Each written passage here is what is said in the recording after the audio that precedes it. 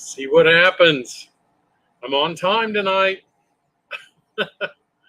James Galton, how's it going? Wilmer! There's John, Schuylkill River Valley. Dwight, how are you doing? Wigwag, what's up? How's it going? And that's it so far that I see in the chat.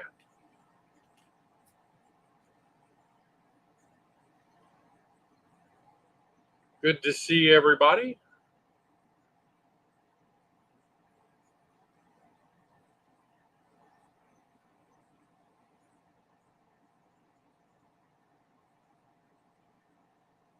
Hey, Martin, how's it going? All right, it's now 6 o'clock, so everybody should be filing in, hopefully.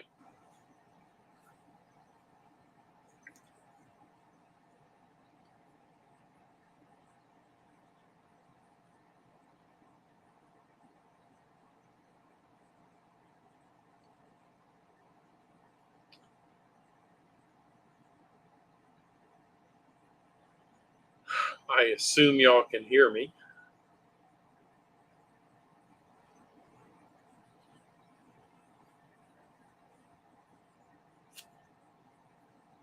I'm gonna have to do something about those lights. They seem to shine a lot of glare. Thanks, John.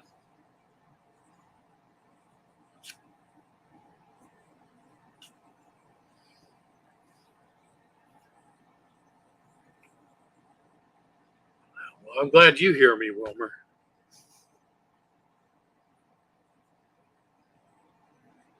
Yes, I know.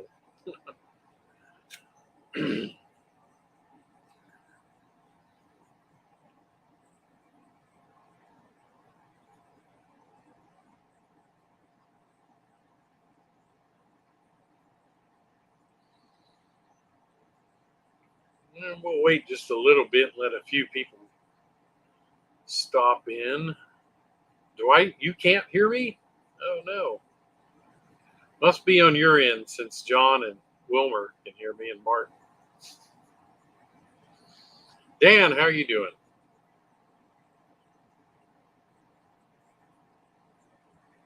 Dan's model railroading journey.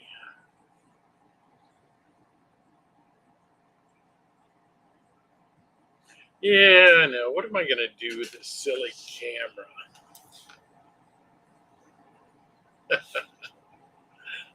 I don't know. I think it's more ice than water. Let's see if I can move this camera over here.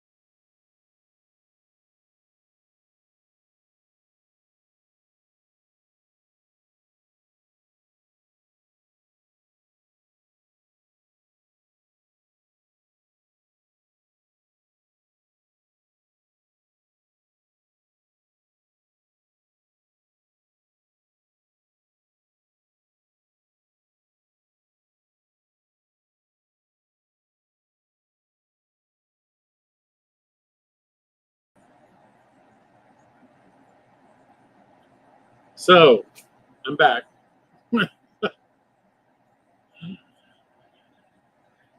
So when I move my camera, I pull the cord out of my computer, which my computer doesn't have a battery because the battery exploded. So when I pulled the cord out, it died. So that's what happened.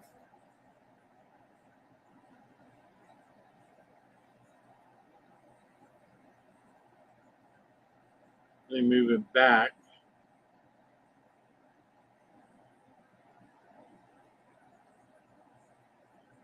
There we go.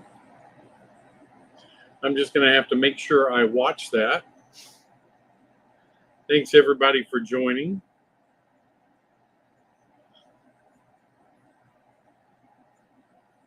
Yeah, Steve, that's why I left, because you showed up. Sparky, how's it going?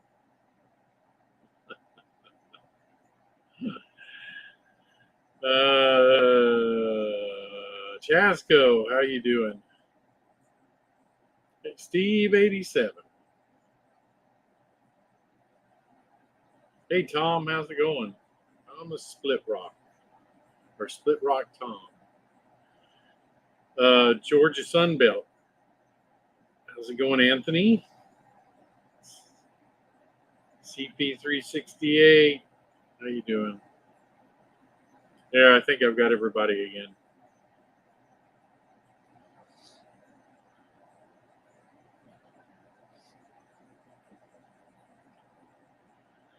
Yeah, so I'll try not to. I'll make sure I won't pull my power cord out when I move it again. It's silly.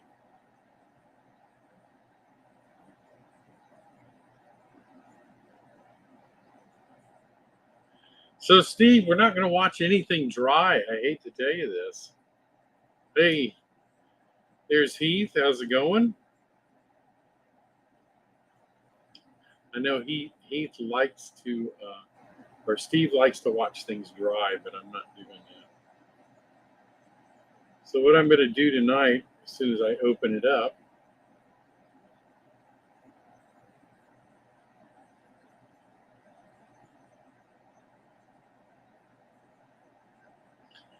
we're going to look at some design on real railroads and see what we can incorporate in our model railroads.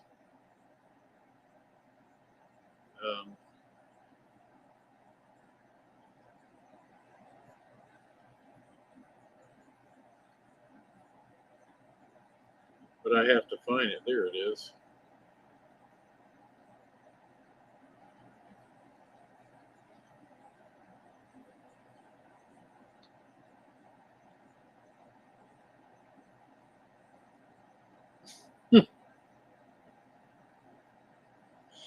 Oh boy.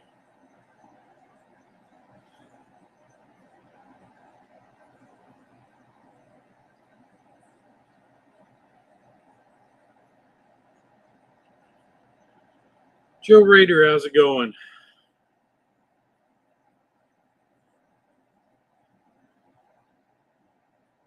Piddle around? No. I haven't watched your video. I saw it though.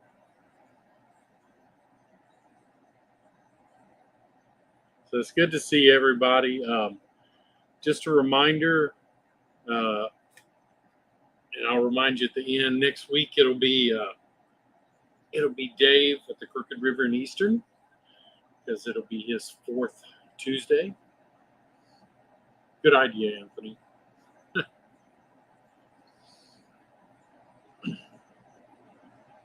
So that's what's going on next week. And don't forget, after we leave here, Heath will be doing some stuff, and then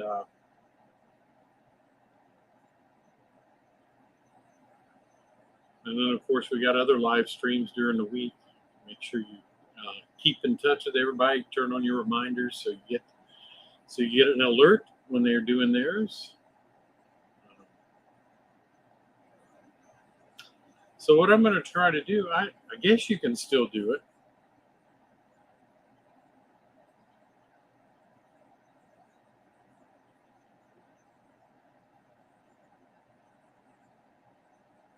I'm going to do this.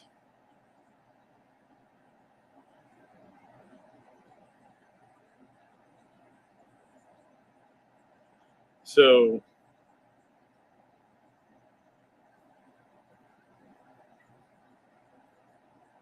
does everybody see that?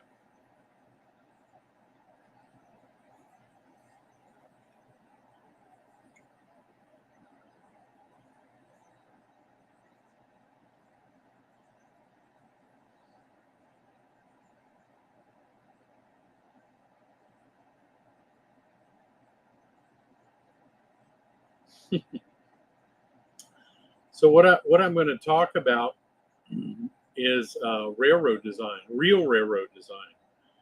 So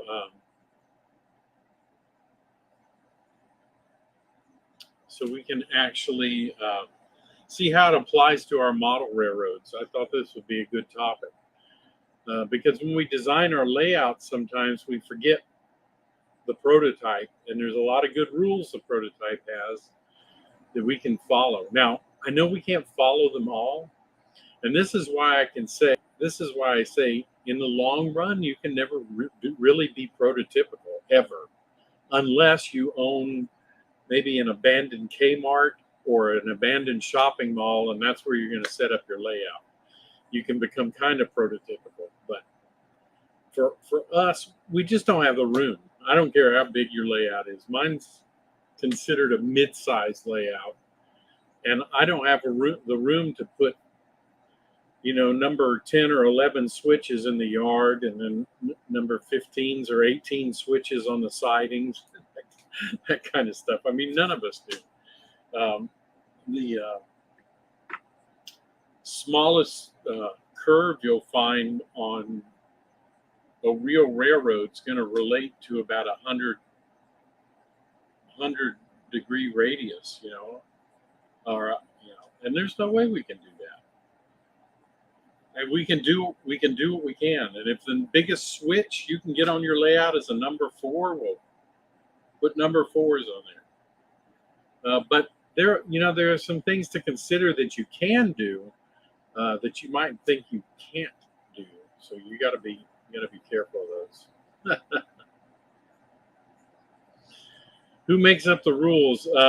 Really, the engineers make up the rules. I mean, because the length of the trains and that kind of stuff, and the length of a car is going to determine how the track is laid out. And you'll find some older track still in use around the United States that doesn't adhere to these rules. So these rules are guidelines, and you have to. Hi, Jason. Yeah, that's right, Steve. It didn't have enough room. So these rules are guidelines, and even some of the railroads break the rules every now and then. But this is so you can safely run a train without it derailing.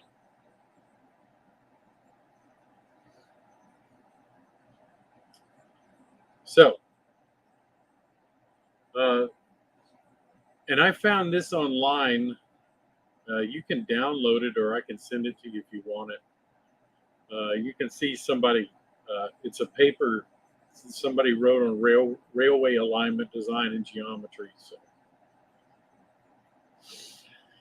So he just compares first railroad versus highway passenger vehicles. Well, most of us aren't worried about passenger transit on the railroads, but really 99% of us do freight trains. So he's just given some specs here, standard specs. Top speed, the semi-trailer is going to be 55 plus, freight train's 40 plus. Weight, 40 tons compared to 18,000 tons. Power to weight ratio, etc. Length, 65, 7,000 plus. 7,000 is going to be a short train nowadays.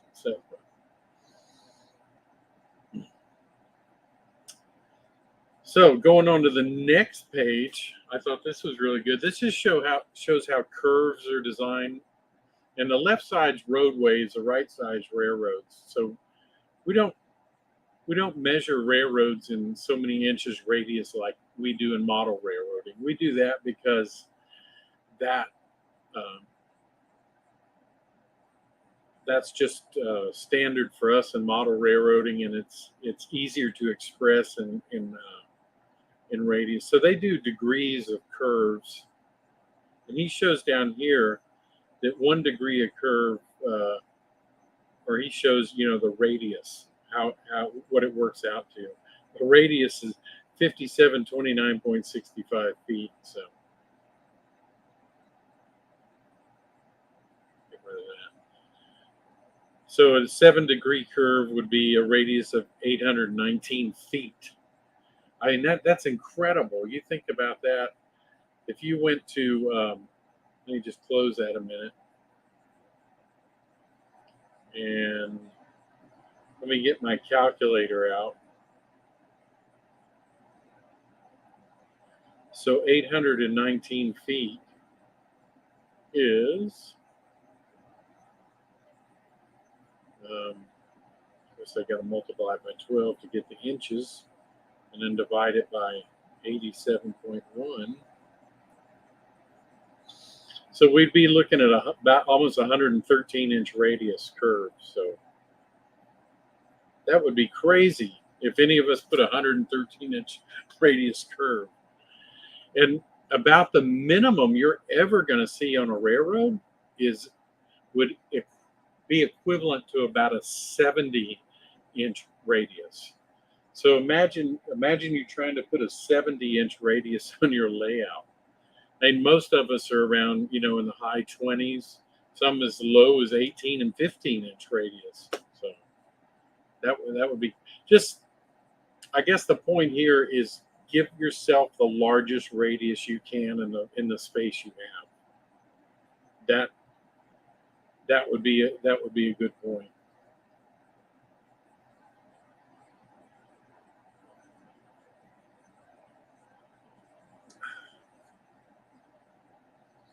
I don't know, Jason. Z scale, I forget what Z scale is. Is it about 1 to 200?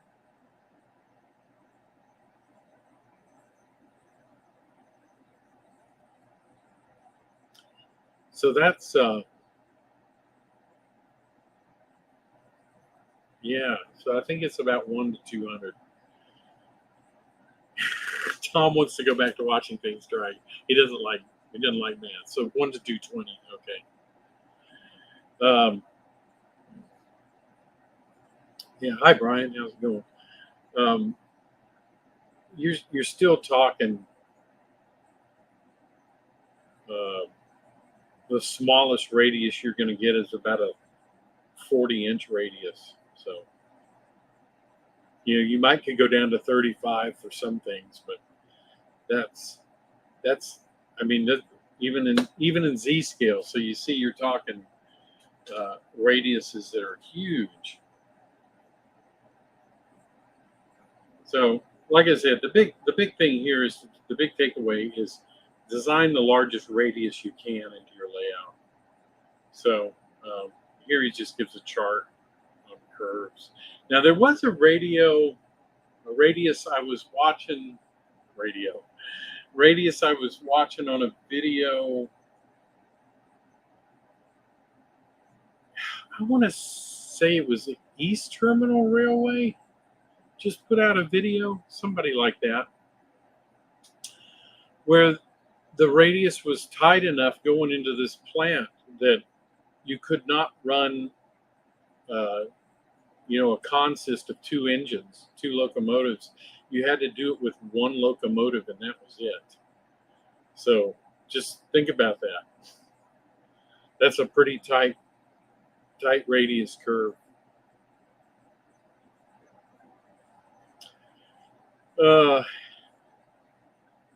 And he puts down here radius, industrial facilities, low speed. So that radius is 764 feet.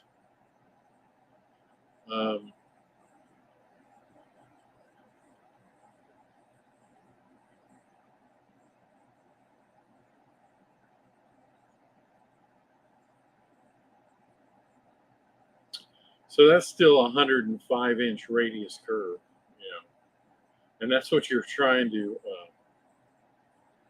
That's what we're trying to model. Well, that's just impossible. I mean, there's, like I said, unless you own an old Kmart building or something like that, you're not getting actual radius curves.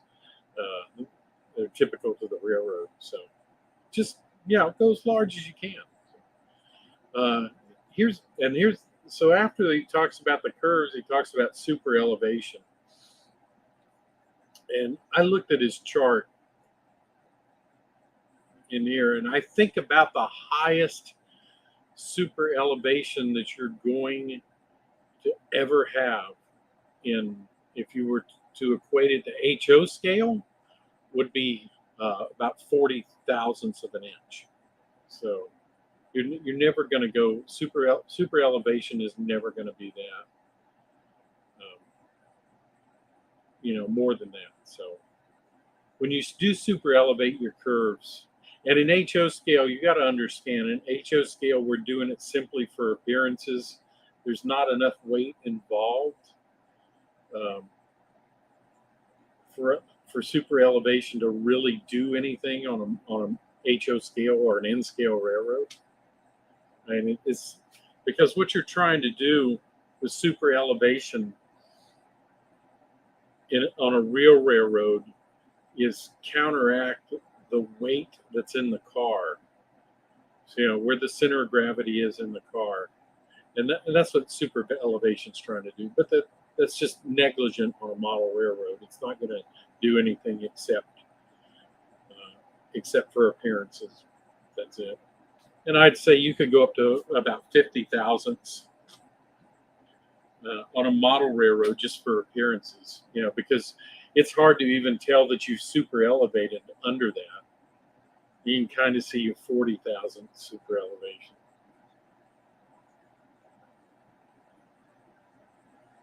Hey Dave, how's it going? Wait, are you telling me? Well, you got to think if you what you have to do in a boxcar on your model railroad is cube the weight to get an accurate weight. And if you cube the weight of your boxcar, you're still only coming out about 10 pounds. Yeah, iron horse super elevation on a real railroad works differently at different speeds, but on a model railroad, like I say, it's the only purpose of it is to look prototypical. Math is hard. So yeah, well, like I said, when you cube the weight of your boxcars, you're only talking about 10 pounds. So because you're at what, 4 or 5 ounces. So it's just it's just not necessary to super elevate on the layout unless you want to look prototypical.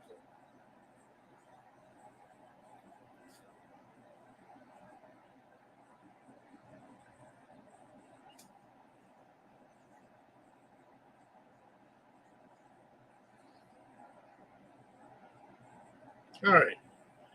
So if you want to do the math, there's the formula.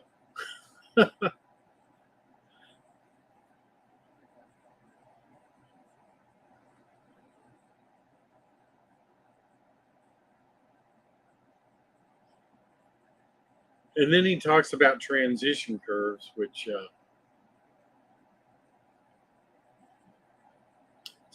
this is a good thing if you have room to do it. Make the curve and then do an easement into the straight track. That's now he's talking about super elevation here, but as far as your design, if you have the room to do this, it's a good idea to do it.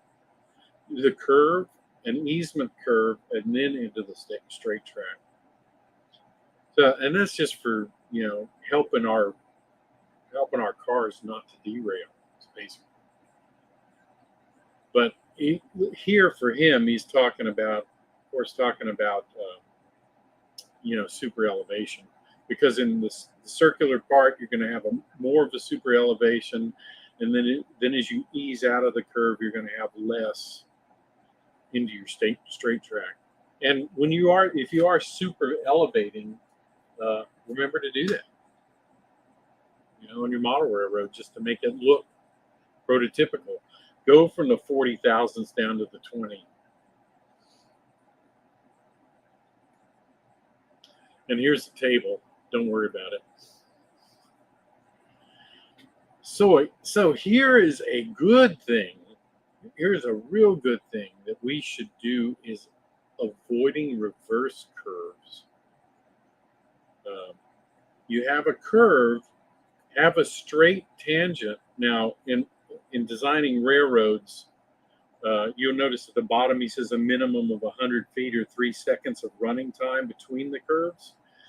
So for us, what you want to make that tangent is as long as your longest car.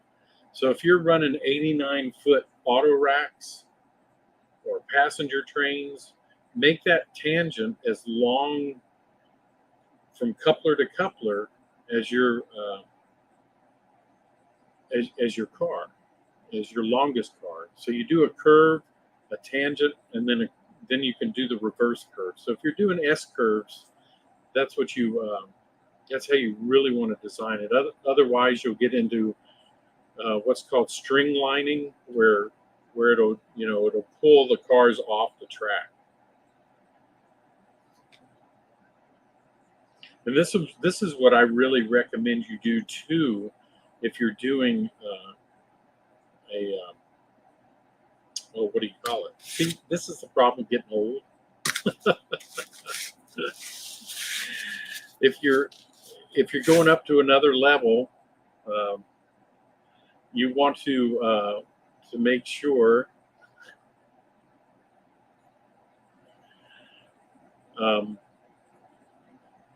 good night, Jason. That's right. If you're going up to another level, you want to do a curve and then do a straight section at least as long as your longest car, and then do another curve. And do that. Put straight sections in there. It'll really help with not derailing the cars. Good job. Yeah. Dave's Premier live chat. All right.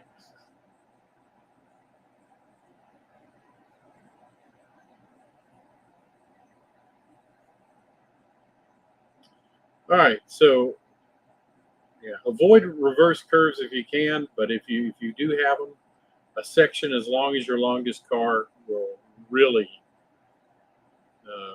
make a difference.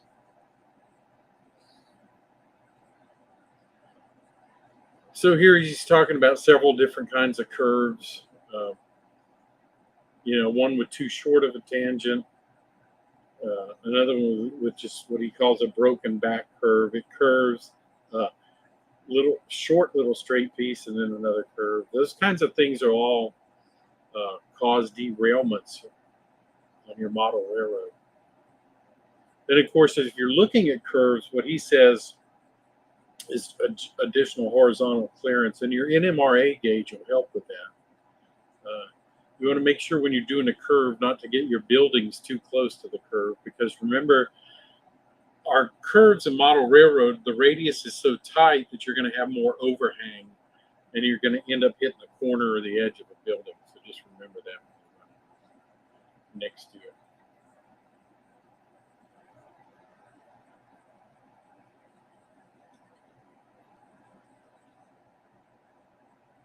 All right. Yes, Tangent makes excellent freight cars. I have several, and I love them.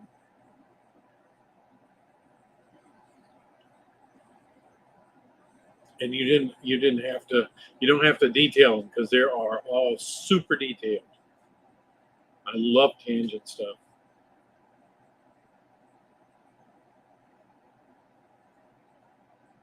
Yeah, so that is a pretty cool picture he put in here. Talking about vertical geometry now and grades. A lot of times on model railroads, we go up to a 4% grade, and that's no problem because of what we're pulling.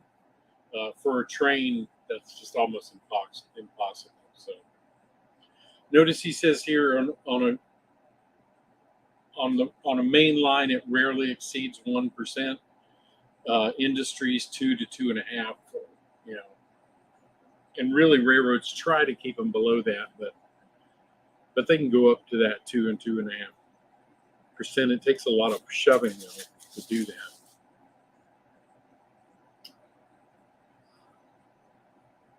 So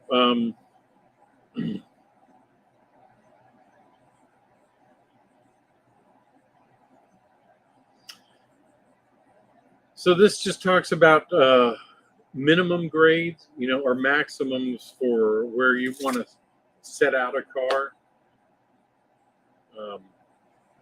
So if you're storing cars, you want less than 0.1% of a grade, and that's almost you almost can't even really see that on a model railroad, 0.1%. So. And he's saying prior to that, the train can safely roll down a 0.3% grade without wasting energy on grade. So basically, on your model railroad, make your track level if you're going to store cars there. So.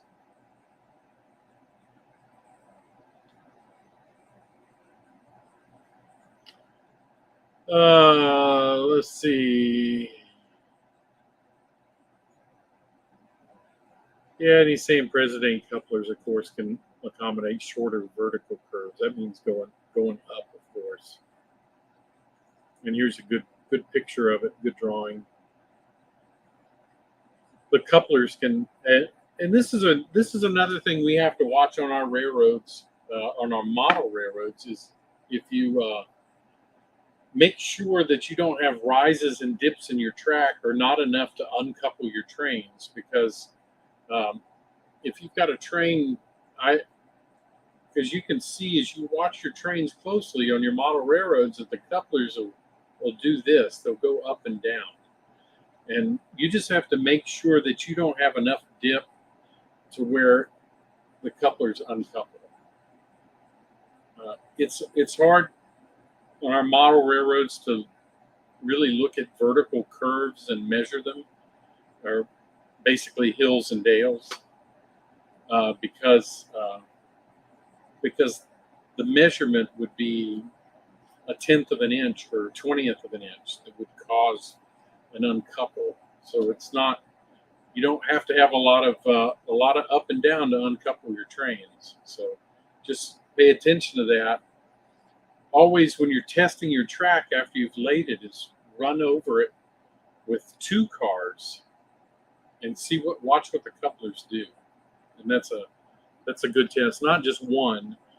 One will tell you if your track will, derail, if you'll derail or not, but it won't tell you anything about coupler height.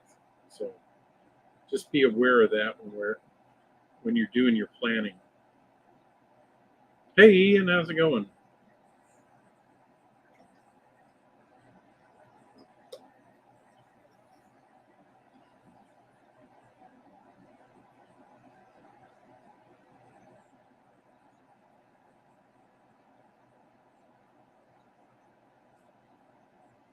Trackside Mike, how's it going? Yeah, and like I said in the beginning, you'll always have places that have ignored the rules because they had to, but these are just kind of general rules that engineers lay down when they're designing track, just to get the best performance, minimize derails, and that kind of thing.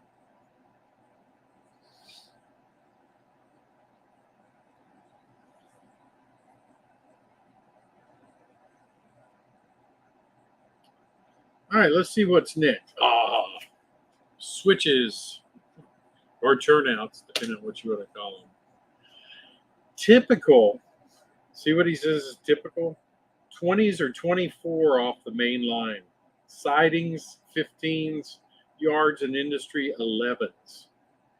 So that is incredible. incredible. We could never do that on our model railroad. I do have some number 10s on my track because I have room for them. I certainly don't in my yards. If I had used 8s or 10s in my yard, my last track would have been, a foot long. So my yard has number 6s in it. But once again, the point is here to use the longest turnout you can use. And that's what you want to do.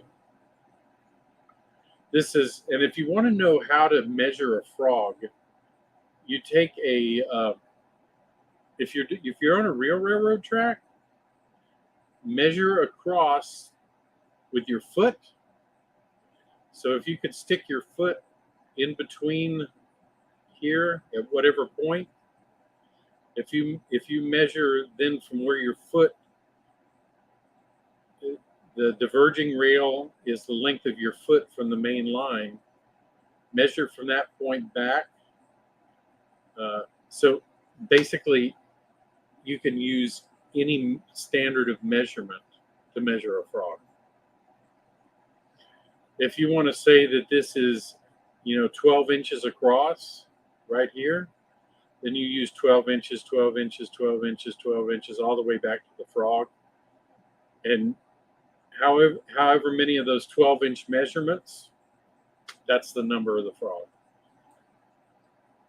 So if I measured across here at 1 foot, I would count back to this. If I counted back 15, then it would be a number 15 turnout. I hope that didn't confuse you.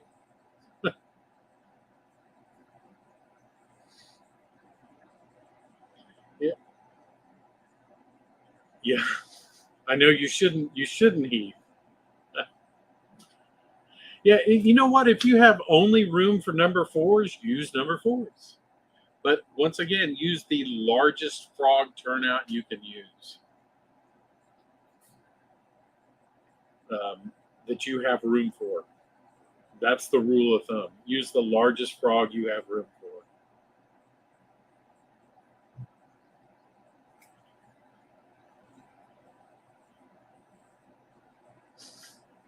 And Anthony, it doesn't matter if it's a size 8 or a size 12 foot. Where you measure the distance between the diverging rail and the main rail, then count back with that same measurement to the point of the frog, and that's the frog number. Yep, Steve, that's right. Race, yeah, I knew what you meant. That's exactly what they are.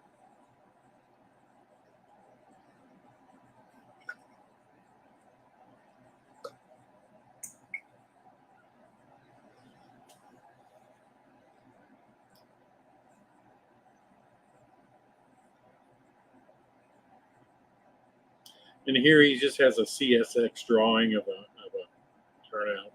So that's what they would use in their design.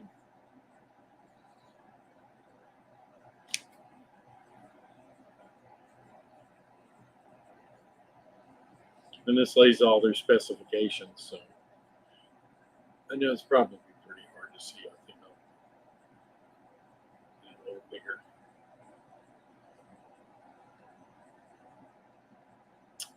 So now here he's showing an offset. So this is like going into a siding.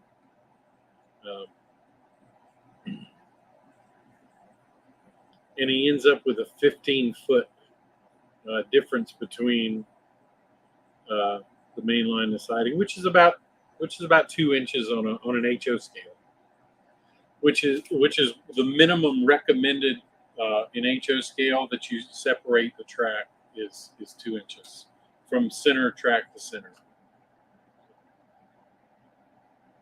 I guess in N scale it would be about 1 inch.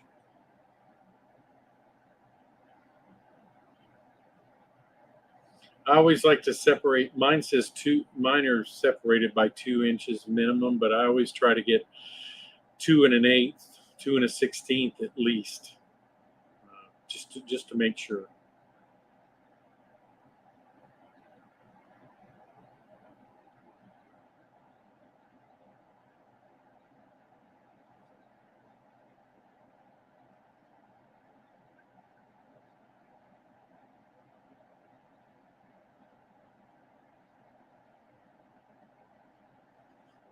I don't know why it's called a frog.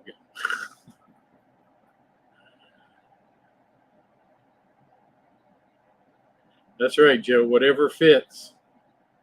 But if you get on an HO scale, if you get closer than 2 inches, you're going to have cars that'll drag the sides of each other. So you have to kind of maintain. That's one of the things you kind of do have to maintain in HO or any scale when you have tracks side by side is you know maintain enough distance so they don't run into so you don't drag cars on each side.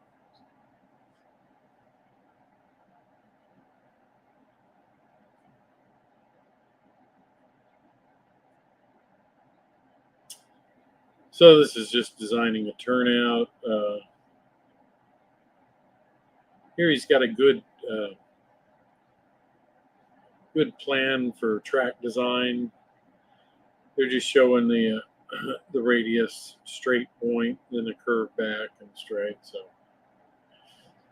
those are all things you kind of have to take into consideration. Not as you do want to off of your turnouts. If you do have to curve off of them, make sure that you've got a certain minimum radius at least. And I know there's several companies that make that make things you can do to set the radius on your curve, like if you're using flex track. And they're just showing, and part of it, the once again having a straight piece, so that when you do a curve out, straight as long as your longest car, and then curve back in. That's what he said.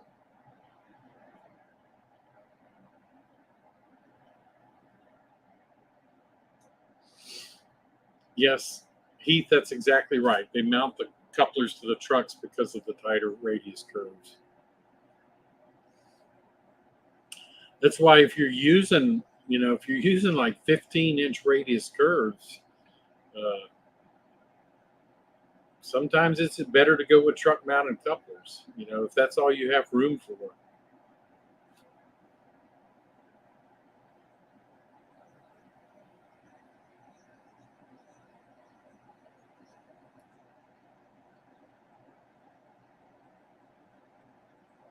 And look at this. Look at this. He's drawing tunnel clearances. A lot of you do have tunnels, and he's showing that to have a height of 23 feet and 9 feet on either side of the center line. So, what does that shape remind you of? Anybody?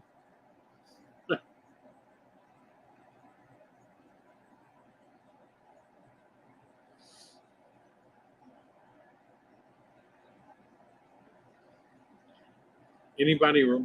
Yeah, exactly, Heath. That's exactly what it is, and that's what our NMRA gauges do. They not only, I know a lot of times we end up using them just for to check the wheels, but man, they do coupler height. They use distance, clearance distances to buildings, uh, tunnel clearance, all that kind of stuff. Yeah, it does kind of look like an auto rack too. But that's it. It looks like an NMRA track gauge, and that's why they're designed the way they are, because they do a lot of jobs. And if you read the little paperwork that comes with them, it shows you how to use them for everything. Yep, that's exactly right.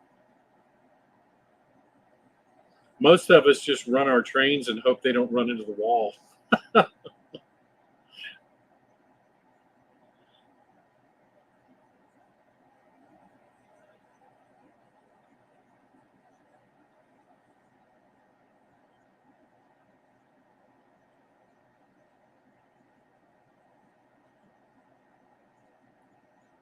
So here he's just talking about horizontal clearance. He's showing this is exaggerated, but this is basically overhang of a car. And so you got to remember, if you're on a curve, the overhang that you have, you've got to make sure you clear any buildings.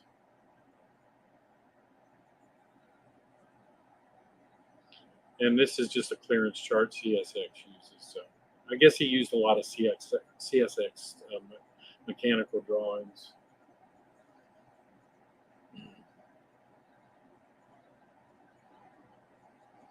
And here he's just reminding you on uh, vertical curves, in other words, hills. Uh, for sag and super elevation, you got to remember clearance at those, especially if you go into tunnels and things like that. I don't have any tunnels on my layouts. I'm good, but I do have, I have buildings where the cars are loaded inside of an overhang or something. So you have to watch for those things as well.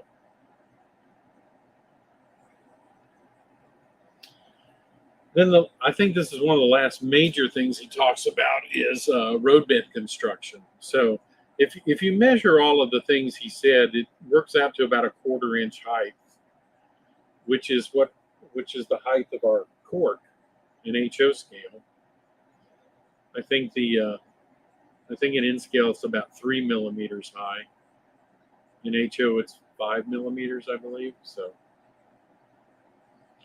and here's a better picture, just a head-on view, cross section of height of the rail, and then the ditches, drainage on either side. And that's another thing that we can do in our model railroad design is if you look at a lot of trackage, there's a lot of them that have ditches on either side, and making that part of your design will just add another level of realism to your track. Is putting those drainage ditches on either side of your track. So that's one thing you might want to consider when you're designing your layout, or if you've already done a layout, dig some foam out or whatever. Well, mine it would be foam, so to represent those drainage ditches on the sides of the track.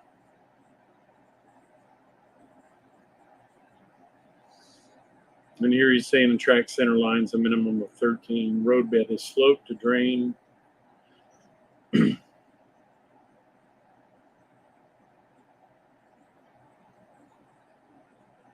he talks about bridge loading, which is really not going to do anything for us.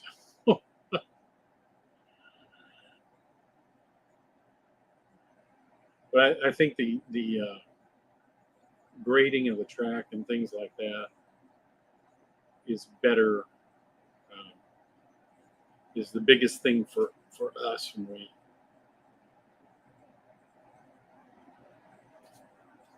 when we're designing our railroads. So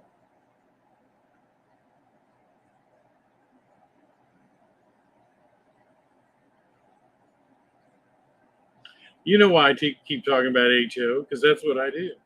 Basically, if you want whatever I've said, if you want to know it for in scale, cut it in half. So if it's 2 inches for track separation, cut it to 1 for in scale. So that's usually too many square roots. But looking at the prototype just gives us a little bit, a few ideas when we're designing our model railroads. Like I said, most of us can't design them prototypically because we just don't have the room. Like I said, you'd have 100-inch radius track and things like that.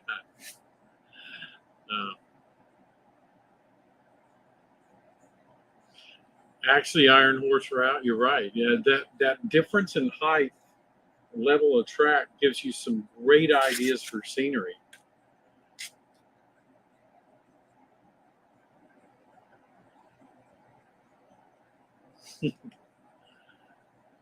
That is true. When you raise or lower your track below or above the level of your layout, you have so many more opportunities for scenery. Because I've seen you could even go below the level of your layout, because then you could put slopes on either side down into drainage ditches before the tracks. I mean, you could come up with all kinds of stuff.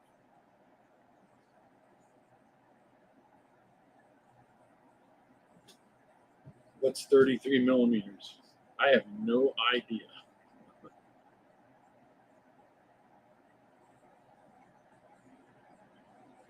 But like I said, if any of you guys want this little PDF, um, like I said, I got it off the internet somewhere. I can't even remember where, but that's who wrote it. Um, I would be more than glad to email it to you. Let's see, American Railway Engineering and Maintenance of Way Association. Okay. Yeah, I'd be more than glad to email that to you. So,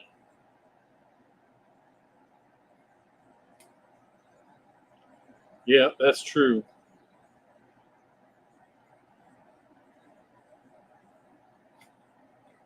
Yeah, and sometimes you can leave like most of my layout, the track's at the same level, but I'm cutting into the foam. And so that makes it look like that the track's going higher or lower or whatever.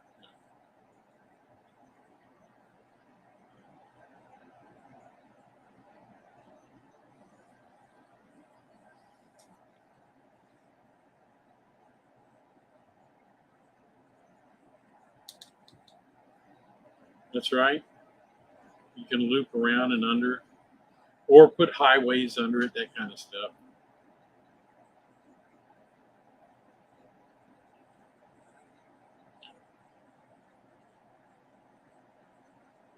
So let's see, split rocks is uphill slow, downhill fast, tonnage first, safety last.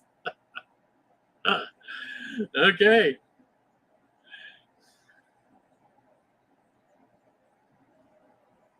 that's maybe that's what KCS used to think in the 70s, because I tell you what, they had more derailments in the 70s than that. And their KCS's motto was, in the 70s was who needs maintenance?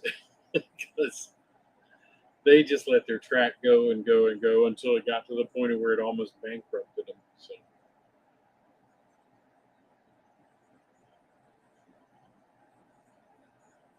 and then they got a coal contract, and then they started hauling coal, and they had to redo their track. So they redid most of the line. So that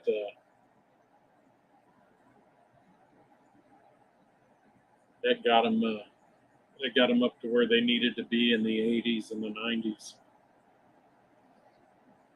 And they're doing great now, and then they want to sell their railroad.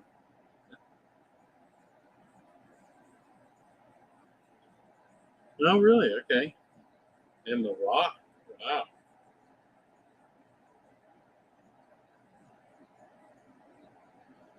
that's cool. Because I think that the Rock Island, although they is a new railroad, though they use the paint scheme from the old Rock Island.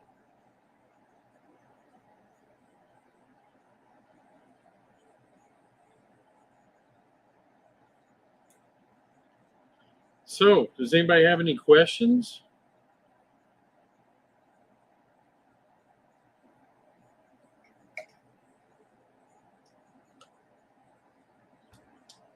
No.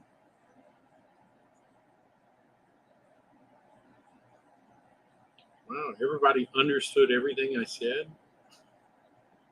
or did you ignore everything I said? Well, what I did, Tom, is I just made sure at points where I could just use the widest radius curves I had. Make sure I had a straight section in between reverse curves, and use the largest frog turnout I could use wherever I could. That's what I did on my layout. Um, that's when you so graciously did that scale track for me. That's what I wanted to do. Make it prototypical, and it is the link that you did that for me is prototypical. So if you have the room, go with what the prototype goes for. If you don't do do whatever you can. So can I start over? No. Go back and rewatch it. Yeah, it's if you have room, do the easements between, and do the straight tracks between your reverse curves if you have any reverse curves. Um, Try to avoid reverse curves, but sometimes it's just not possible. But when you do, if you can put a straight section in there as long as your longest car that you'll be running, then yeah, do what works. Although some of these things don't hurt as much on our model railroads because they're so lightweight. Um, sometimes you can avoid some of these things, but it's but a lot of times it just gives you some extra safety on running where your trains aren't derailing and things like that. So, yeah, in low country, I know room's limited. So if it is, do what you can. That's all. That was the whole point of this. Here's what the prototypes do, but on our railroads we do what we can. So, so I'm just trying to give you some ideas. So if you do have the room to do it, that's the way you want to do it, just to avoid derailment. Because derailments, even on a model railroad, are a bummer.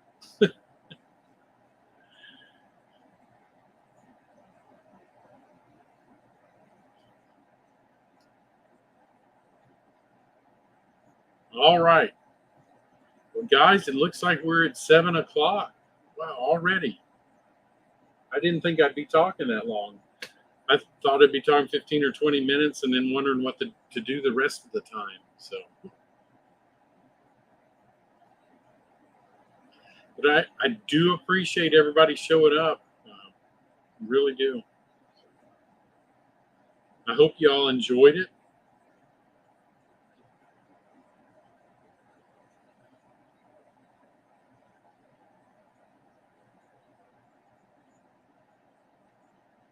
And I hope you got some ideas, maybe even if you're designing a layout. Yep, Heath is going to do his live stream next, I believe. So after we leave here, y'all can head over and watch Heath. I have no idea what he's talking about tonight. See you, Lo. Thanks, Norman. Well, y'all have a good evening, and I'm like I said, I'm glad you showed up. Thanks again, and I will see you next time. Remember to watch Dave at the Crooked River in Eastern next Tuesday at 7 Eastern, 6 Central.